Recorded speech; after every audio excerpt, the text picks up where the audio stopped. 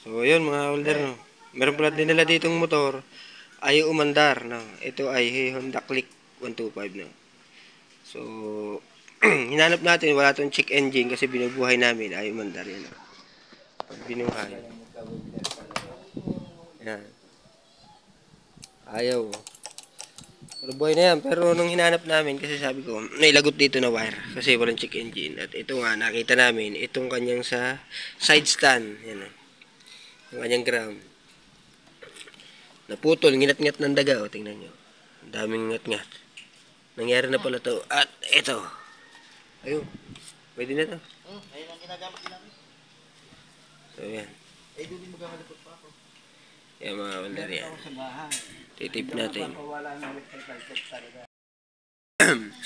Yan. Tinrace natin lahat. At nga, nakita natin na ito yung putol niya. So, yan. Wala naman kasi talagang check engine. Kaya sabi ko ay baka may naputol dito sa ilalim. At yun nga, hindi tayo nagkamali. Ito siguro malamang nangyari na kasi may electrical tape na. Yan. At nandito banda ang putol niya sa taas. Yan. So yan, pag dinugtong natin yan, yan o, pag dudugtong natin, yan, under na siya. Kasi ito yung sira. Yan. Sa ano yan? Sa may side stand. Cut off switch niya. O engine stop. No? Yan. Pag naibaba yung side stand, patay na yan. Yan o. Tingnan natin. Buhay natin yan. Yan o. Gumagana naman kasi ang pump niya. Mandar na. Mandar na.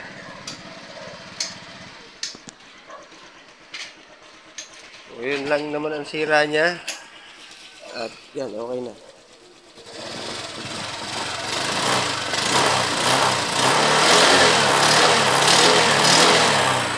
Mandar na. So once kasi pag natanggal ito, mamamatay yung makina. Ayan o. Pag natanggal yun. Patay yung makina. Kasi yun yung nakakonekta dun sa side stand. Na-check natin yung mga fuse. Okay naman. At yun lang ang naging problema nito. So yun. Ito lang. Ito lang ang dahilan. Yan. Yan. Alright.